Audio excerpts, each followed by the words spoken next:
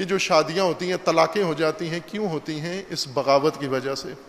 چونکہ جب آپ شادی کرواتے ہو وہ پہلے کئی شادیاں کر چکا ہوتا ہے.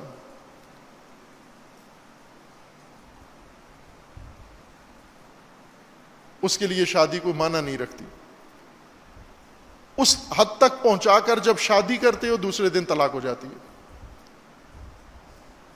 اور طلاق کی وجہ نہیں بیان کرتے. طلاق کی وجہ ایسے ادھر ادھر کے بہانے کرتے ہیں کہ ساس سخت تھی، انہوں نے یہ کام کیا، فلاں کام کیا. یہ نہیں ہے عزیزان ایمان، واقعیت کو قبول کرو.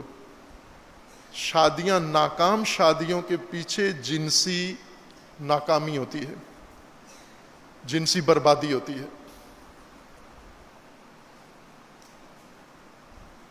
جنسی الجھن ہوتی ہے، جس کو ہم نظر انداز کرتے ہیں اور شادیاں کرتے ہیں. خرچے لاکھوں ملینز کے لحاظ سے خرچے کر کے ایک دن میں، ایک منٹ میں ڈبو دیتے ہیں سارا خاک میں، شادی کر کے تباہ.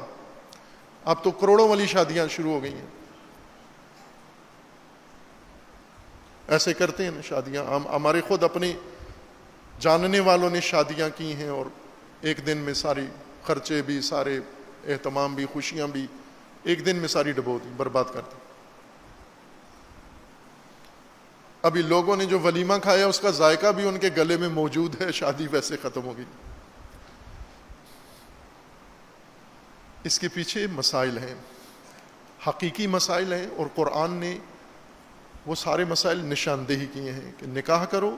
پھر نکاح کے بعد بھی ڈسپلن ہے. یوں نہیں کہ نکاح کر دیا معاملہ ختم ہو گیا. بس ہمیں یہی چاہتا تھے کہ مولانا صیغے پڑھے، پیسے لے جائے، لوگ ولیمہ کھائیں اور قرآن کا تقاضا پورا ہو گیا. نہ، یہ نہیں پورا ہوا. یہ فالتو کام کیا ہے. یہ جو ولیمہ کھا گئے ہیں، نکاح والے ڈھول باجے بج گئے ہیں، مولانا پیسہ لے گئے ہیں، یہ فالتو کام ہے، حاشیہ ہے. یہ ازدواج کا حصہ ہی نہیں ہے.